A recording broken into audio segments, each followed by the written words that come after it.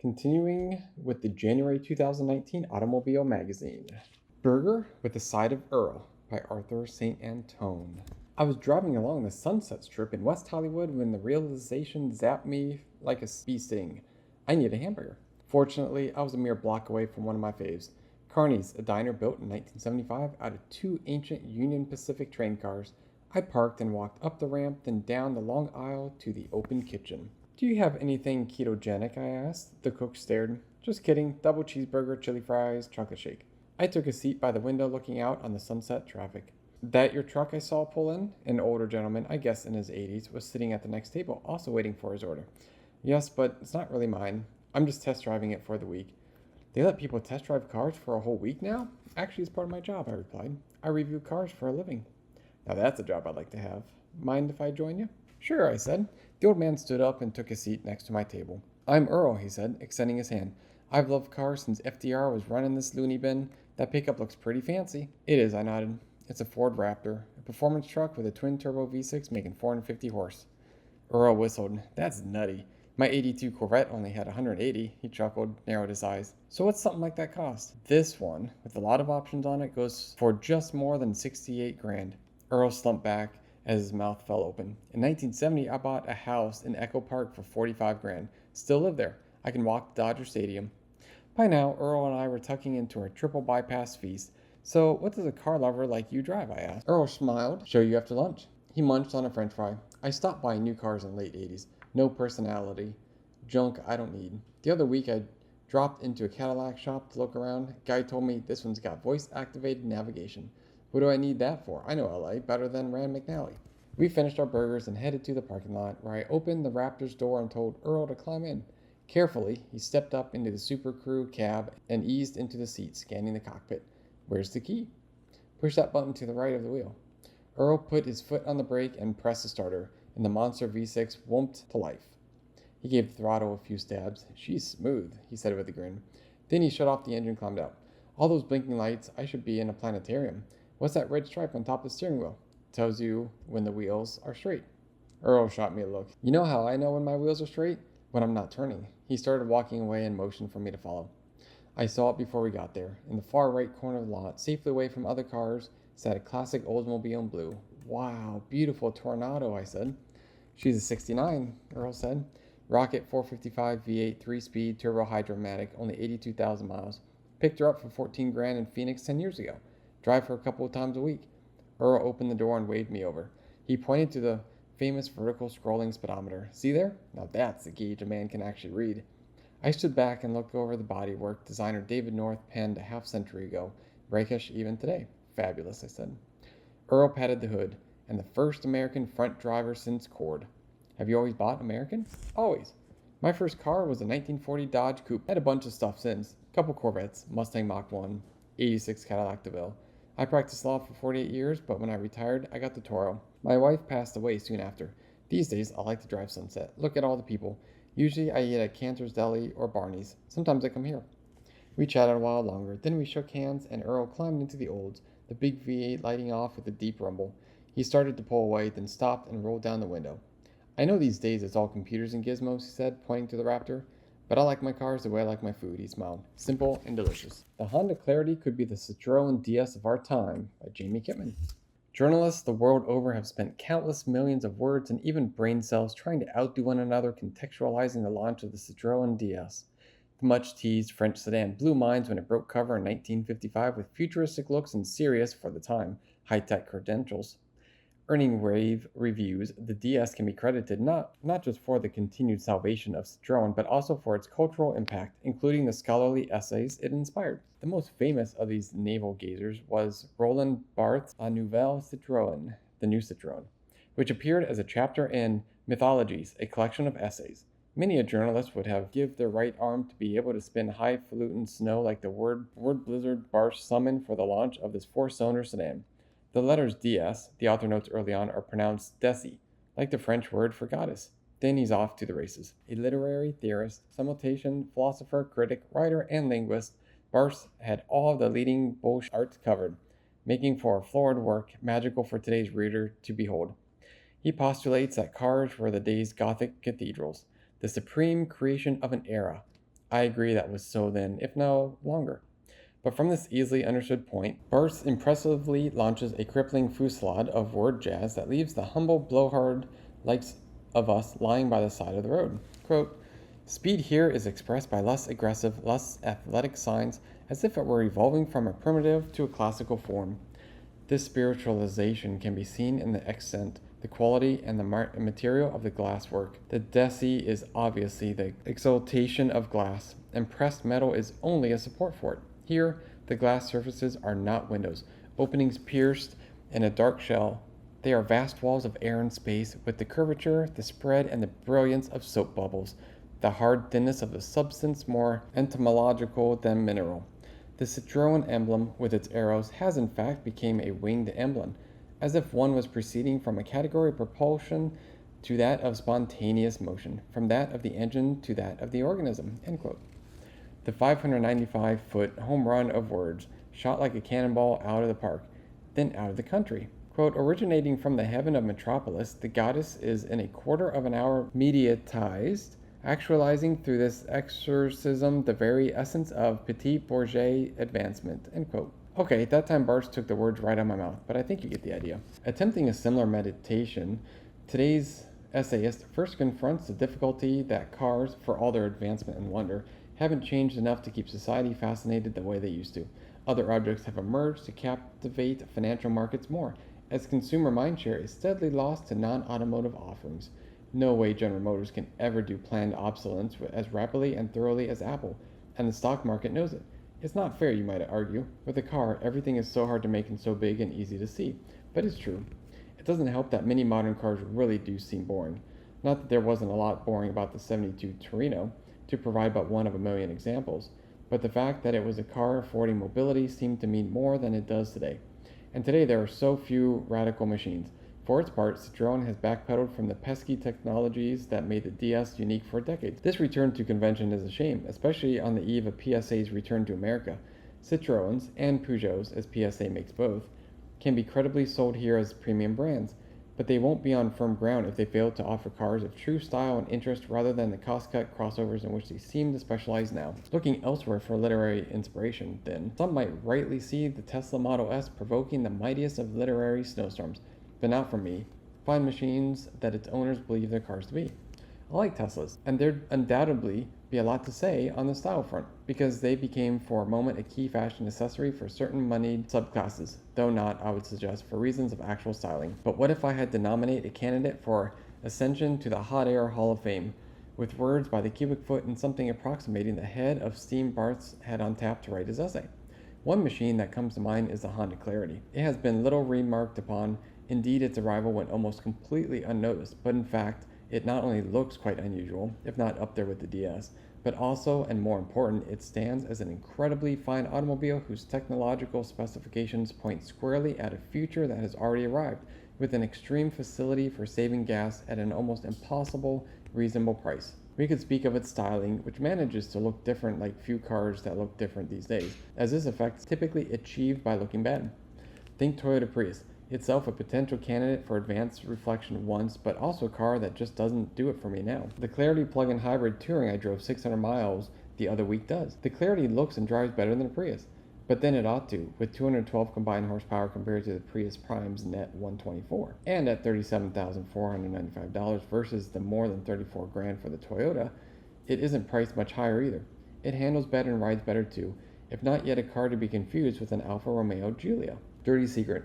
Citroëns didn't handle great either. Further setting the Clarity apart is an interior whose leather and faux suede finishes track as decidedly upscale, plus every gadget and power convenience you could reasonably hope for, even at half again the price. The Clarity rounds a circle begun with Honda's Insight. This magazine ran for a year in 2000 to 2001, mostly in my care, during which we rang up 25,000 miles. With a tiny 1-liter 3-cylinder gas engine and quirky, largely aluminum bodywork, America's first hybrid was a loss-leading step into the future. And we loved it. It remains admired by the knowledgeable and beloved by a loyal cadre of owners still. But it was hardly a car for everyone, which is good for Honda. The company lost money on everyone. I remember chortling back when I got 61 miles per gallon in the city. Well, the other day I drove to the Jersey Shore and back in the Clarity's plug-in and registered 199 miles per gallon. On longer runs, mileage above 60 was typical. The Prius is a car that proved the value of hybrid technology, along with the possibility of building such machines profitably. But it failed to ignite the spirit. That's what the DS did many years ago, and that's what the Clarity did for me. That much is clear.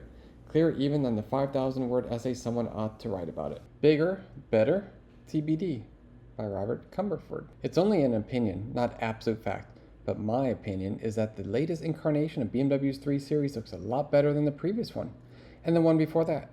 A lot of unnecessary complication in details and surfaces existed in models of the recent past, and a bit of that is still here. The design carries over quite a bit to provide marquee identity continuity. You know it's a BMW, but given its greater size, you might think it's a new 5 Series. BMW designers are well aware of this and are dealing with the problem.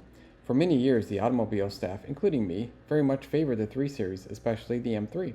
But enthusiasm began to wane a bit as both dimensions and prices got a lot bigger and options more diverse. BMW used to pretty much optimize all of its cars for the West German home market, for autobahns and winding country roads, and only one technical specification existed. An early 3 Series bought in California wouldn't behave much differently from that same model delivered in Hamburg. Legally required items like side parking lights or license plate mounting brackets might differ, but essentially a BMW was a BMW, and it behaved as expected everywhere. EPA and CARB rules might have resulted in a bit less power in the US, but steering and braking feel were the same. Then customer attitudes changed some. In severely speed-limited markets, Japan and America specifically, BMWs got softer subframe bushings for comfort, and the ultimate driving machine magic began to fade. Will this new 3 Series be back to ultimate standards? We'll know once we've had a chance to drive the 2019 model, but until then, we can concentrate on matters of appearance. One thing BMW has had going for it was the ability to keep front overhangs really short, improving overall proportions. There's more mass ahead of the front wheels in this one, and the hood is puffier to deal with pedestrian safety requirements. But by angling the outer corners of the body back in plain view, there is less sense of that mass. Even in pure side view, taking a scallop out of the painted skin fools the eye a bit and leads to a sense that the car is not bigger.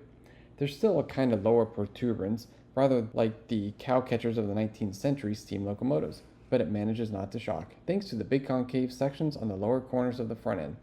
The cabin has been simplified, but the impression remains that it has all been shaped with the driver in mind. Sit in this car and we doubt you'll think only of taking the kids to after-school activities or commuting to work.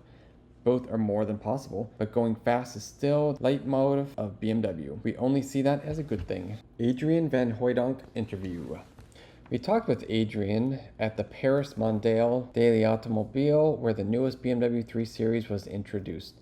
He has been BMW Group Head of Design since 2019, having joined the company directly after graduating from the Art Center College of Design Europe 27 years ago. He spoke of a new wave of products coming from BMW, 6 cars in the next 12 months, and of a new chapter in a form language cleaner and crisper. He also stressed that the intention is to move the BMW number series ranges further apart from each other visually so that the old Munich idea of one sausage, different lengths would truly be a thing of the past. Given that there are 8 basic series numbers and a couple of I-series cars, that's going to be a big job. The 3 Series is the core of the brand, Van Hooydonk says, so this latest release may well represent a guide to what is coming. The 5 Series is the Autobahn car, bigger and more comfortable, but it still looks compact. For the new car's interior, we cleaned it up a lot. It's all digital now, and we're into the 7th generation of our user interface. Using artificial intelligence, BMW have changed the user interface. You can now talk to the system in natural language, not just strict route commands. Van Hooydonk explains. The system even has a sense of humor. So if you ask it, what's your favorite animal? It responds, I like all large mammals, except jaguars. A very German sense of humor, to be sure. Van Hooydonk talks about the efforts in terms of what he calls shy tech instead of high tech, meaning that a lot of what goes on is hidden from view and is accessible without having to learn a whole new way of interacting with the car and its system. That's all to the good. What remains important to many customers, the driving experience, is still more related to the steering wheel and the throttle pedal than the two electronics. And there are still a lot of designers and engineers in the company who apparently feel the same way. 2 of Germany's best super sports cars take on Aston's new Vantage in an Alpine shootout. Featuring the 2019 Aston Martin V8 Vantage, the 2018 Mercedes AMG GTC, and the Porsche 911 Carrera 4 GTS. The winding road that forks off to the right dead ends about 3,000 feet below the Timmelsjoch summit. Before things get serious, we explore the lightly trafficked terrain at a leisurely pace, just in case there are any stray cattle, odd mudslide remnants, or authorities trying to boost end-of-month revenues. As expected, the long climb is clear except for some roadwork sections and a barking mad car-chasing shepherd dog. An hour later, at the bottom of the narrow, almost symmetrically V-shaped valley, our trio lines up for the first serious run up the big hill. The latest Aston Martin V8 Vantage, the Mercedes-AMG GTC, and Porsche 911 Carrera 4 GTS. The Porsche stampedes away, its trademark flat six staccato trailing behind. Next, the AMG Growler from Alterbach scrambles into position before it takes off and storms away with such thunderous noise that we expect a health and safety complaint from the nearby wildlife. Last to leave is the more vocal and melodic metallic white Aston, looking like a streak of motile ice as it spirals out of sight. It's still early in the day, and so far this is only 6 or 7 tenths stuff.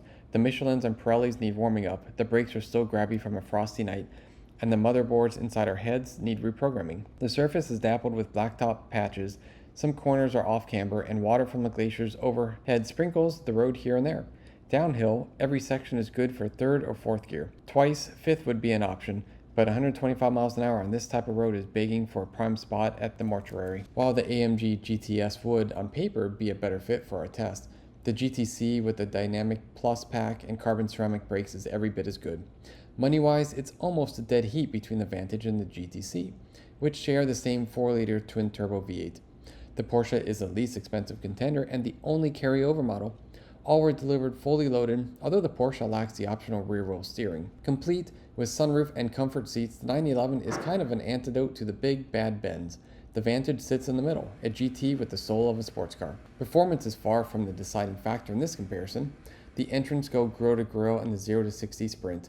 Even at top speed, the faster car, the AMG GTC at 196 miles an hour, beats the least fast, the 911 at 191 miles an hour, by a mere token gesture, and in-gear acceleration times are equally close. There's not much separating power and torque either. The Porsche's flat 6 lays down the least at 450 horsepower and 405 pound-feet, but it's also more than 400 pounds lighter than the 3748 pound, 550 horsepower, 502 pound-foot GTC. Aston claims a dry weight of 3373 pounds for the 503 horsepower, 505 pound-foot Vantage, which suggests around 3650 pounds or more all in. As for real-life fuel consumption figures, the AMG was thirstiest during our 2-day 400-mile excursion on a route sans autobahns or city driving, the Aston slightly less so, with the 911 consuming the least amount of super unleaded by far. Entering the 911 feels like coming home. Despite the updated semi-contemporary infotainment system and a choice of driving programs, the rear-engine coupe is still pleasantly old. The rear-engine coupe is still pleasantly old world in the way it looks, feels, and does its job. On tight and winding roads, one quickly appreciates its more compact dimensions, lighter weight, and comparatively comfortable suspension. The AMG GTC, on the other hand, packs a 3XL rear track, the longest hood on this side of a pre-war SSK Roadster, and shoulders almost too broad for an automatic car wash. While great for blatting down 5th Avenue in first gear, as soon as a hazard, pothole, cyclist, oncoming traffic pops up on a real road, the margin for error shrinks to 0 before you can utter a 4-letter word. The Aston isn't quite as bloated or muscular as the Benz, but it too high-fives, roadside flowers, and peppers on wheel wells with gravel picked up from the soft shoulder. Set ESP in handling mode or switch it off altogether, and these front-engine sledgehammers dance along the edge of adhesion like Nureyev after a 3rd vodka. The Aston has the most well-rounded transmission by a whisker, a no-frills 8-speed transactional automatic supplied by ZF. It's a quick-shifting set of cogs that adapts nicely to predetermined degrees of excitement named Sport, Sport Plus, and Track. The 7-speed DCT fitted to the GTC might be an eye blink faster, and it can certainly change gears with greater ferocity, but downshifts tend to be lumpy, and after a hard day's work, our test car developed an odd takeoff hiccup that was fortunately gone the next morning. The 911's PDK has a lot going for it too. Although it's light years quicker than that bagful of antlers known as the manual gearbox, sadly the Porsche power brokers chose a frustrating emissions-biased calibration that automatically selects the tallest available gear and coasts whenever possible, though it downshifts promptly when the throttle is open wide. Selecting Sport or Sport Plus does change things up, namely to the tune of earlier downshifts, later upshifts, and a tendency to avoid 5th through 7th. Below 2000 RPM, none of the 3 engines is overeager to jump out of bed, but get near 7000 AMG in the Aston, or 7500 for the Porsche RPM, and climax is unanimously spelled with a triple X. If you want to frighten not just your next door neighbor, but the whole street, hit the button adorned with exhaust symbol, or in the case of the Vantage, keep the starter button pushed for more than 3 seconds. The result is unabashed puerility, though none quite matches the sonic overkill of Ferrari and friends. Fast descents, like the road from Vent to Zwelstein, are a baptism by fire for steering, suspension, and brakes, especially brakes. While carbon ceramic rotors never made much difference in the numerous 911s we've driven, the copper-colored high-performance calipers and carbon ceramic discs that glisten behind the wheels of the GTC combine amazing stopping power with inexhaustible stamina. Pedal pressure and travel never vary, and because the front end turns in without greasing so much as half an inch offline, braking deep into bends soon becomes second nature. The Aston does all that, too, though without the same abandon, and it requires warm tires and hot brakes to provide the kind of brutal deacceleration that tests your neck muscles. Juggling mass and momentum is particularly effortless in the Porsche until ABS intervention interrupts play early, which happens quite frequently due to the lighter front axle load of the rear engine layout. A knob attached to the steering wheel of the 911 offers a choice of 4 modes, plus a boost button that pours on even more torque for 20 seconds anyway. Unless your commute includes a section of the Nordschleife, this feature is little more than a gimmick. The GTC can be tweaked by the mode selector in the center console and via direct control buttons, tweaking dampers and ESP. Though even race mode is of little use for fast but not insanely fast stints on secondary roads. In principle, the Vantage way of calibrating its DNA is the most logical and pragmatic. Access is via 2 3-way buttons on the steering wheel, one linked to the dampers, the other to the drivetrain. Sport, Sport Plus, and even Track are okay for early Sunday mornings, but ESP needs to be addressed separately via one of 15 buttons grouped around the touchpad and infotainment system also supplied by Mercedes. Then there's steering. The AMG guys like the helm to be stable and firm, at least around the straight ahead position. This setup makes a car that can be a bit nervous at times feel less wayward on bumpy asphalt. As soon as you turn in with vigor, though, the hotline between the front wheels and the driver's hands fades just a little, triggering a dash of indifference and an unexpected lightness. In our quest for a firmer, more positive feel, we switched to the Vantage, only to frown at its silly, squared-off Austin Allegro-style quadric steering wheel. The rack tuned by the Brits does indeed turn in a tad more progressively, and is a touch stiffer and marginally less artificial overall. Having said that, changing direction in the Carrera 4 GTS is an even more seamless task, effortless and responsive without the filters or flavor enhancers. We arrive at the top of the next pass just before a toll gate closes for the night. It's a mixed bag of challenges, including wide open straights, narrow crests framed by panoramic sky, pairs of U-shaped aquaplaning ruts topped by freshly laid asphalt, corners fast and slow, light rain, and blaring sunshine. On mirror smooth roads, all 3 contenders score 11 out of 10 for unbridled entertainment and sure-footed confidence. But when the going gets rough, even the 911, nimble and involving as it is, bulks at transverse ripples, deep grooves, and patchwork terrain where the front axle feels more restless than it should. The AMG is hampered at times by less than optimum low-speed ride, chronic tram lining, and the busy rear axle, but its standard rear-wheel steering helps sort out the torque vectors while calming the eye of the kinematic hurricane you sit on. The Vantage feels at home in racing suits and 3-piece suits. It rules the fast lane and runs with the best of them through the twisties, as it doesn't deploy things like rear-wheel steering, all-wheel drive, and was hampered by some wonky EDF. A high-performance brakes, active to aerodynamics, air suspension, and adjustable anti-roll bars. The new Aston is, in essence, an old-school sports car. It can't go through the roundabout without wagging its tail. It's pure dynamite in the 125 to 185 mile-an-hour bracket, and it feels fast the way a 797 horsepower Challenger Red-Eye feels fast. Trouble is, the suspension comes across as somewhat undersprung and overdamped. Point the nose towards curvy, uneven terrain and brace yourself for vertical kicks, which make the car's rear end tap dance until ESP cuts in, which is late in handling mode. Can we have a bit more compliance, please? When you drop 150k plus on a car, sense of occasion usually ranks high on the list of buying motives. As far as the exterior appearance goes, the sheer presence of the Vantage triggers about twice as many smartphone snaps as the AMG. No one notices the Porsche though. Inside though, the British Wanderer is a disappointment, sporting ho-hum surfaces, yesterday's ergonomics, and uneventful instrumentation. The 911 is better made and has better seats and a roomier cabin. The AMG impressive, majestic dashboard, flashy electronics, and the expensive ambiance of a material world, but seat travel is compromised by the rear bulkhead, and the ultra-wide transmission tunnel looks as if someone nicked it from an ocean liner. So there's no real winner here, but nobody has yet combined a Ferrari steering wheel with the Chiron seats, E30 M3 instruments, and Velar ergonomics. So which is our pick? To qualify for the top spot, the Vantage needs a more forgiving ride, a better balanced suspension, and work done to the interior. The Benz is a modern muscle car, par excellence, and oozes hooliganism the instant you hit the exhaust button, but it feels big. This leaves us with a classic that boasts a timeless design and an impossible engineering concept honed to greatness. On paper, the 911 GTS is more underdog than overachiever, yet it wins by a bumper for all the reasons that make this icon so iconic. So for this test, the Mercedes was priced at $145,995 base price. The Aston Martin was priced at $153,081. And the Porsche was priced at $132,380. The new Toyota Supra concept. It might not be perfect, but Toyota's next sports car already possesses some nice moves. By Nelson Iverson. It's been 16 long years since the Toyota Supra's 24-year, 4-generation run ended in 2002. Many thought there would never be another. But here we are, about to step into the all-new A90 Series 2020 Supra. So was it worth the wait? At first blush, the answer is yes, but with a big asterisk. We were only allotted 2 4-lap sessions at the Jarama circuit and about an hour of driving on roads near Madrid in the new version.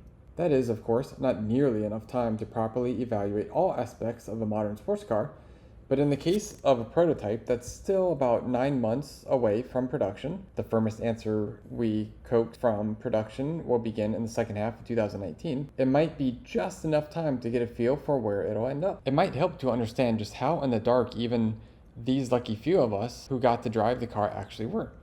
The exteriors of the 4 Supra prototypes were wrapped in Toyota's new famous multicolor triangular camouflage. The interiors of each were draped in thin black batting. What we could see of the materials under that batting was distinctively BMW, indicating that much of the remaining months of Toyota's development will be spent on the interior rather than on the performance or chassis tuning. We also remain in the dark as to the specific power output of the Supra's BMW-sourced 3-liter turbocharged inline-6 engine, though our finely calibrated butt dyno tells us that it's not likely less than 360 horsepower, nor likely more than 380 horsepower given the Supra's target curb weight of less than 3,300 pounds and a balanced 50-50 over each axle. The drivetrain and chassis are shared with BMW's Z4 and have been widely reported, though each has been tuned separately. The hardware is shared, but the software isn't. At the rear, an electromechanical locking differential enables full 2-way limited slip function with infinite variability and different programs for the virtual ramps, guiding the lockup profiles on acceleration and deacceleration depending on the selected drive mode. A choice of wheels ranging from 17 to 19 inches will be available, though Toyota says it will make larger wheels available if the market demands. The vehicles we tested all had the 19-inch optional wheels wrapped in 255 with Michelin Pilot Sport Cup 4S tires up front and 275 with rubber out back. 2 suspension specs will also be available, a standard version using traditional passive dampers and a sport suspension option, which lowers the car by roughly 7 millimeters or 0.28 of an inch and adds an array of sensors that scan the road, enabling the setup's active dampers to further improve ride comfort while enhancing handling. Toyota says the Supra's center of gravity is lower than that of the GT86, and the chassis torsional rigidity is allegedly greater than the Lexus LFA's carbon fiber chassis. Talk's done, we hit the track. We spent the first session primarily learning where Jarama's twists, curves, and blind crests led. The second session saw enough pace to get a feel for the car's ultimate character, if only just. The Supra's overall balance, like with most production cars, seems to be slanted slightly toward understeer at the steady state limit, though it rotates willingly on corner entry. This is especially true with the sport mode engaged for drivetrain, diff, and dampers, and with the traction control and vehicle dynamic system in their not quite off, not fully on mode, accessed by a single short press of the stability control button in the center console. Driving off the corners, the diff applies the power with neither drama nor delay, sorting out the yaw rate and intended line transparently and effortlessly. The brakes function in much the same way, delivering massive stopping power from the large diameter disc and 4-piston Brembo calipers on the front axle, though without much in the way of feel for where the ABS threshold might be. While it's fun and fast and certainly up to the task of repeated hot laps, the Supra left me finding a bit unengaged. In my notes, I wrote that it almost feels like driving a really good simulator. After that somewhat disappointingly limited track experience, it would have been no surprise to learn even less on the open road. Fortunately, that was not the case. The Supra's lines of communication, though somewhat muted on track, open up to fill broadband on the road.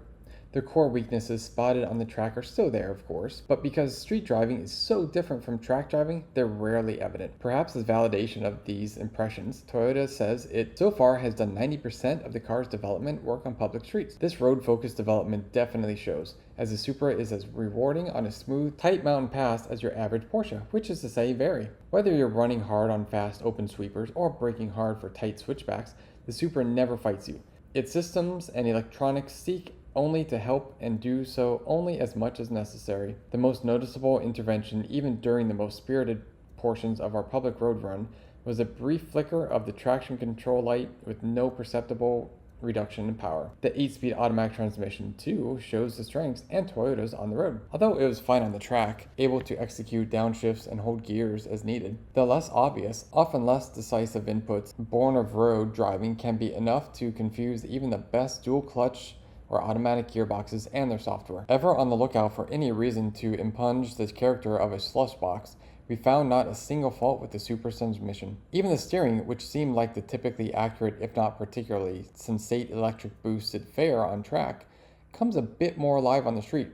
It delivers enough information about the road surface to convince your lizard brain that the feedback you get is really coming from the tire's contact patch rather than a clever simulation thereof. The new Supra, as good as it is in prototype form, can't be evaluated in a vacuum. There's the competitive set, of course, formed by Porsche's Boxer and Cayman, even Chevy's Corvette, and obviously the Z4 with which Supra shares its core architecture and powertrain. But more important, perhaps especially for the legion of 30 and 40-somethings who grew up in awe of the legendary Supras of the 80s and 90s, there's a matter of legacy. As good as the Supra is, as fun as it is to drive, and as worthy as it is of the name, is it really a Supra if the hardware is mostly German? That question might be the most important of all, and it can't be answered on a track or on a mountain road or even on the pages of a magazine. It can only be answered in the hearts of those who will or won't buy the 2020 Supra when it finally hits the streets later next year in full production form, hopefully for less than 50 grand. Our 2 cents say Toyota has nothing to worry about, the Supra is back and it's shaping up to be great. Supra goes racing in NASCAR? By Stephen Cole Smith. The news seemed exciting in July when Toyota announced a full 2019 racing program for the new Supra, but read the press release a little further, and the news was at best confusing. The program would be in NASCAR, where the Supra would replace the Camry in the Xfinity series? Huh? Yeah, that's what we thought, and still think. This NASCAR Supra will have a 650 horsepower V8 engine, sticky slick tires, a custom-built roll cage, a manual transmission, and a top speed of close to 200 miles an hour. If that sounds like the specs for the 2018 NASCAR Xfinity Camry, there's a reason for that. Underneath the body that, thanks to decals and side window blackouts, sort of resembles a Supra, it's still a Camry. At the introduction of the NASCAR Supra, a Toyota executive stressed that the Supra is not expected to replace the Camry in NASCAR's top-level Monster Energy Cup Series, the way the Chevy Camaro migrated from Xfinity to Cup in 2018 and the Ford Mustang moves to Cup in 2019, replacing the lame duck Fusion. David Wilson, president of Toyota Racing Development, likes having 3 models of Toyotas in NASCAR competition. The Tundra pickup, though only one of the top-running Toyota trucks actually uses a Toyota engine, the Camry, and soon the Supra. Automobile was one of a handful of media outlets invited to preview the Supra race car in Charlotte, North Carolina, at Toyota's race facility and then in the wind tunnel. The composite body Supra makes for a handsome racer, though the only real design tips from the street model are the nose, the tail, and the rear side window, which is essentially a decal that resembles a window, as it is on all NASCAR-approved models. As with everything NASCAR approves, each new car must perform in the wind tunnel at essentially the same level as every other car. Aside from the nose and tail, the Xfinity Supra is pretty much the Camry, including under the skin down to the 5.9-liter pushrod V8 with a carburetor. Fuel injection hasn't leaked down from the Monster Energy Cup Series yet, and a 4-speed manual transmission. The NASCAR Toyota Supra will make its race debut at Daytona International Speedway in February.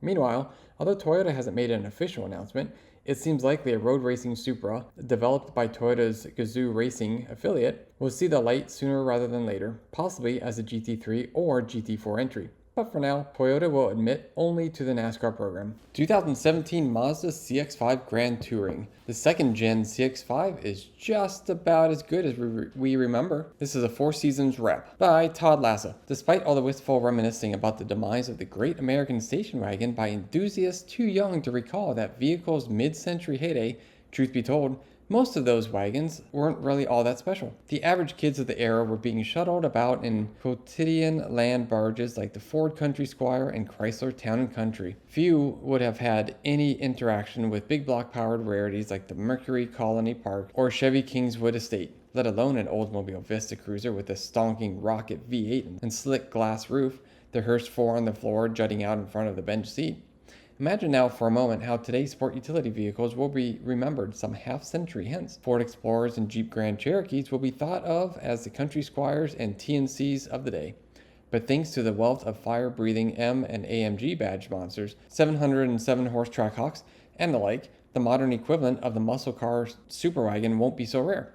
This leaves fun and engaging outliers like the Mazda CX-5, which lines up well with the Vista Cruiser. Yes, we know, their powertrains are wildly different, but stay with us here. The new CX-5 has been styled to help it stand out in a veritable sea of look-alike crossovers, much like the old wagon did, and it has decent road manners and ride quality without trying to be a tall, 5-seat MX-5 Miata, just as the Vista Cruiser wasn't trying to be a family-size 442. We actually had the past in mind when we chose to add a 2017 Mazda CX-5 Grand Touring to our Four Seasons fleet, though we weren't thinking as much of classic wagons as we were of the 2013 CX-5 we previously had for a long-term evaluation.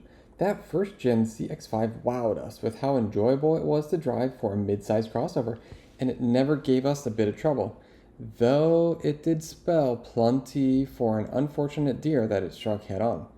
We wanted to see if the second-gen CX-5 could repeat the feat. One feat the mid-sized Mazda crossover had been pulling off almost single-handedly is levitating the fortunes of the small independent Japanese automaker. At one point during 2018, the CX-5 outsold Volkswagen's Atlas, Tiguan, and Touareg combined. We don't need to remind you that Mazda's mainstream SUV sales help ensure a future for cars like the MX-5 Miata. Zoom zoom. And although we adore the Miata, we've taken issue with it and the CX-5 in the motivation department. The 2.5-liter naturally aspirated inline-4 with 187 horsepower and 185 pound-feet of torque under the hood of the CX-5 sounds good on paper and likely offers more than adequate power for most of its intended customers. But we're not most buyers. We wanted more go. Quote, Mazda is outperforming its competitors on every front when it comes to look and feel at a given price point. The only thing that's not leading the game is powertrain tech, and that's pretty obvious once you get behind the wheel, end quote. Quote, it's not that it lacks power so much as it lacks low-end torque, requiring a good thrashing to make the hustle of a quick merger or short on-ramp. That in turn means engine noise and vibration, which spoils the polished, controlled, sorted vibe found in every other aspect of the CX-5, end quote. Taking 8.6 seconds to 60 miles an hour, the CX-5 gets up to speed acceptably, but as Iverson and others on staff found out, it lacks some giddy up in situations where you could use much more of it. Quote, my biggest complaint is that the car's dynamic proficiency highlights its lack of power, especially for passing on the freeway, end quote. Some editors yearn for the 250 horsepower 2.5-liter Turbo 4 from the CX-9, which was rumored for the 2019 CX-5. By last fall, Mazda was advertising the long-awaited 2.2-liter Skyactiv D turbo diesel inline-4 in the CX-9. By last fall, Mazda was advertising the long-awaited 2.2-liter Skyactiv D turbo diesel inline-4 in the 2019 CX-5, though at press time, it was not giving out any details about the engine. In Europe, the Skyactiv D is rated at 173 horsepower and 310 pound-feet of torque, but when Mazda nearly added that diesel to the 2018 CX-5, the EPA posted an unimpressive 2730 miles per gallon city highway with all-wheel drive, and its debut was delayed again. During our time with the CX-5, we recorded an average of 24.8 miles per gallon, which limboed under the EPA's 26 combined figure. It's not all that surprising considering how much we normally keep the hammer down around town, all in the name of evaluation, mind you. Quote, could it use more power? Of course. But then you start to sacrifice miles per gallon, and that's a bad idea from a selling point perspective, end quote. Feelings throughout the staff were basically reversed when the subject turned to the CX-5 dynamic chops. Some thought the 2017 was a bit softer than the first-gen model given its bigger dimensions and tuning that leans more towards the comfort end of the spectrum. However, the new CX-5 was lauded for its precise steering, which offers more feedback than most of its segment competitors, and for its overall poise on all manner of pavement. Iverson sums up her thoughts well. Quote, ride quality is a careful balance of snappy handling and bumpy road comfort. The steering is the crossover equivalent of extremely sporty, which is to say, not like you'd find in a sports car, but much closer to that ideal than usual pile of mashed potatoes served to crossover drivers, end quote. The sentiment was much the same when the topic turned to the CX-5's exterior style. Our test vehicle featured a killer soul red metallic sheen and attractive 19-inch rims.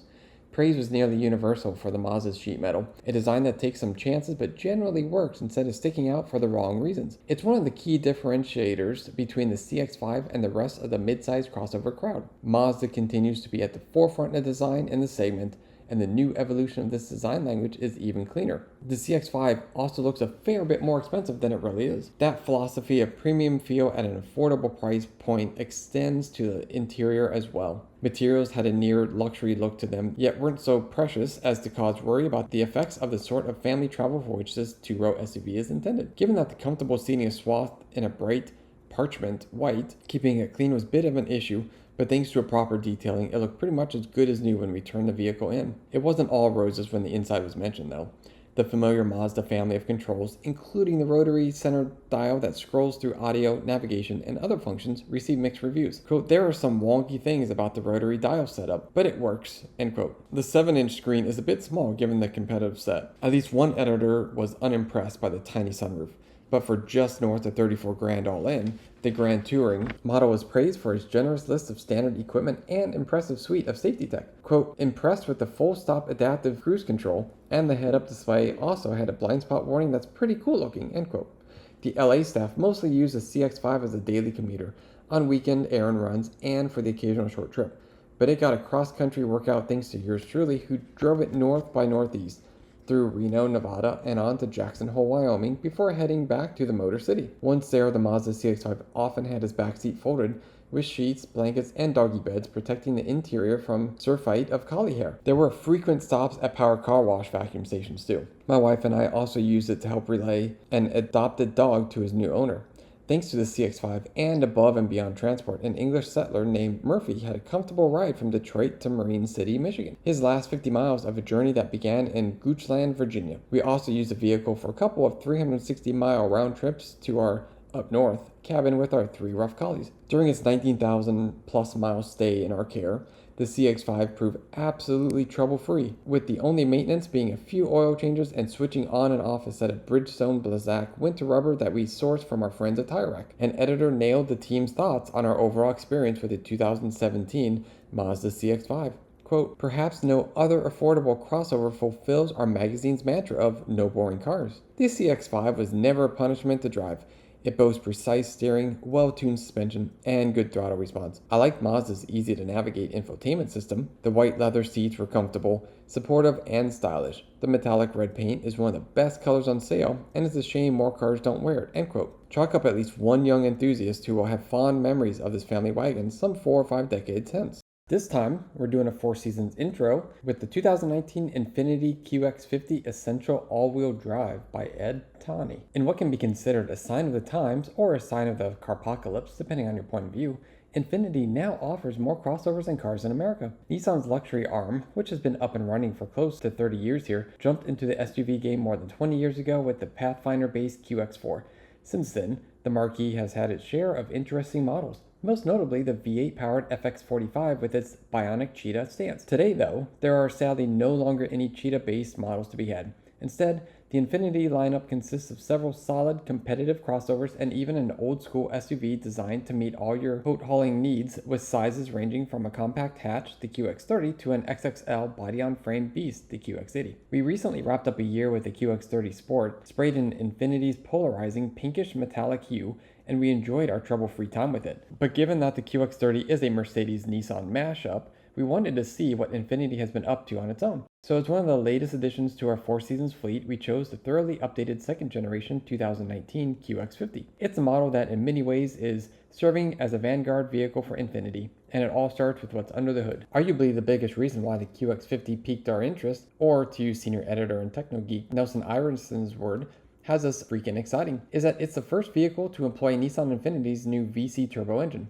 VC stands for variable compression, and it uses a complex mechanical linkage that alters each piston's stroke length while the engine is running. Boot the throttle and the stroke lengthens, lowering the compression ratio to 8:1. Ease off the gas and the stroke shortens, increasing the compression ratio to as high as 14:1, and supposedly maximizing economy. In an age when most technological updates are software related, it's cool to see something this novel and mechanical make it to the market. We wanted to understand how well it works, and more important, see if it holds up to a year's worth of some spirited thrashing. The VC Turbo delivers 268 horsepower and 280 pound-feet of torque from just 2 liters, give or take depending on what the variable compression system is doing, and is paired with a continuously variable transmission, a CVT.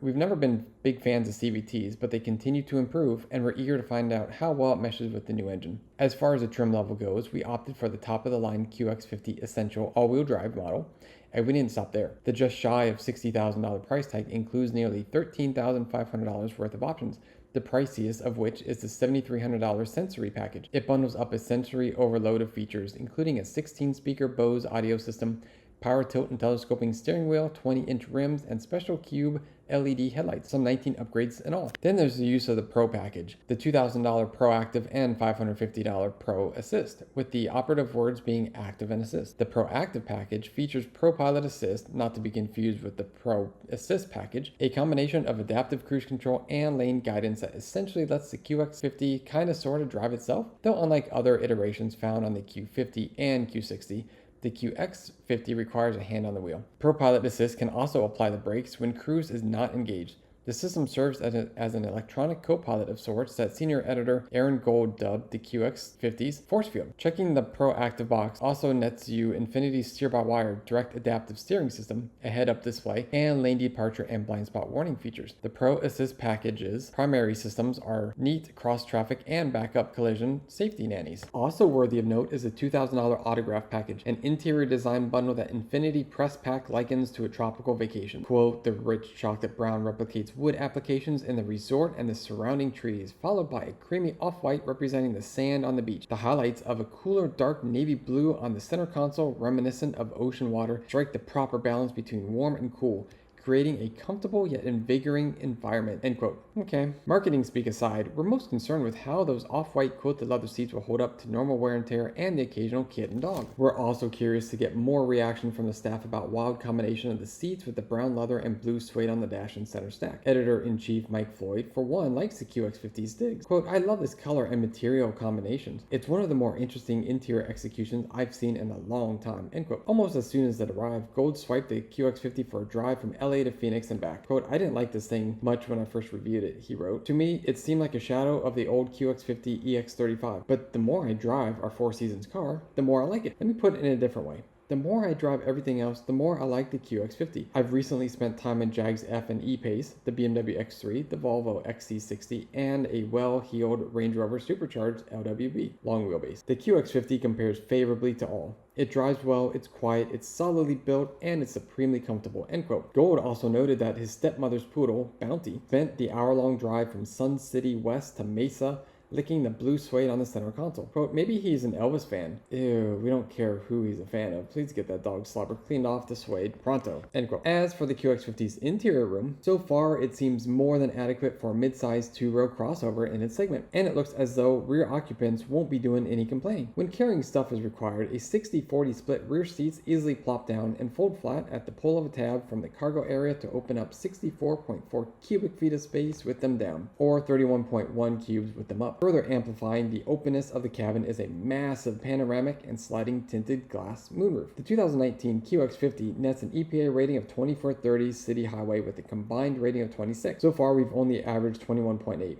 But it's early days yet, and we hope the QX50 will improve, much more efficient as we pile on the miles. Given that one of the supposed benefits of the VC engine is to better take advantage of situations where fuel can be saved, we sort of expect it, quite frankly, even from a four-cylinder powertrain pulling around a not insignificant 3,837 pounds. Will the QX50 win our hearts like our last Four Seasons Infinity? Will more dogs like to lick the blue suede? We're going to find out and let you know. So basically, the base price is $46,145, and the as-tested price is $59,585, coming from a 2-liter turbo DOHC 16-valve inline-4, making 268 horsepower, and 280 pound-feet of torque.